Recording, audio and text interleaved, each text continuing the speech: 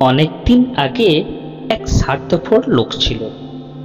অন্যের সম্পদে ভাগ বসানোর জন্য সে সবসময় সুযোগ খুঁজত, কিন্তু সে তার নিজের সম্পদের এক আনাও কারোর সাথে শেয়ার করতে রাজি ছিল না, তার বন্ধুদের সাথেও না, গরিবদের সাথেও না।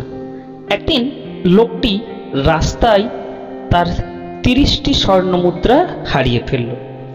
তার এক বন্ধু তার ওই স্বর্ণমুদ্রা হারানোর কথা শুনল। সে আবার ছিল খুব দয়ালু একজন মানুষ। ঘটনাক্রমে বন্ধুটির মেয়ে রাস্তায় এই 30টি স্বর্ণমুদ্রা কুড়িয়ে পেল। সে বাড়িতে ফিরে এই কথা জানালে তার বাবা বলে যে এটা নিশ্চয়ই তার বন্ধুর হারিয়ে যাওয়া সেই স্বর্ণমুদ্রা।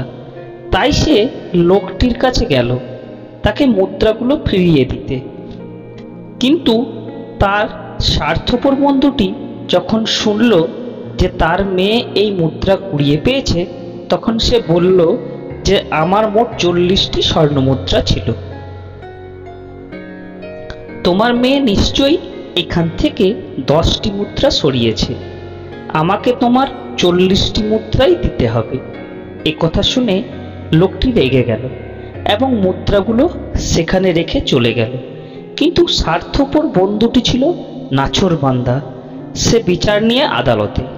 বিচারক তার অভিযোগ মন দিয়ে শুনল এবং সেই বাবা ও তার মেয়েকে ডেকে পাঠালো। যখন তাদের নিয়ে আসা হলো, তখন সে মেয়েটিকে জিজ্ঞেস করল যে সে কতটি স্বর্ণমুদ্রা পেয়েছিল। মেয়েটি জানালো যে 30টি স্বর্ণমুদ্রা।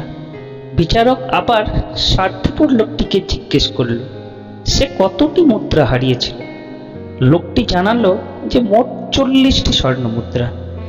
বিচারক এবার লোকটিকে জানালো যে মেয়েটি যে মুদ্রা কুড়িয়ে পেয়েছে সেগুলো তার নয়, কারণ মেয়েটি পেয়েছে 30টি মুদ্রা, কিন্তু সে হারিয়েছে 40টি মুদ্রা।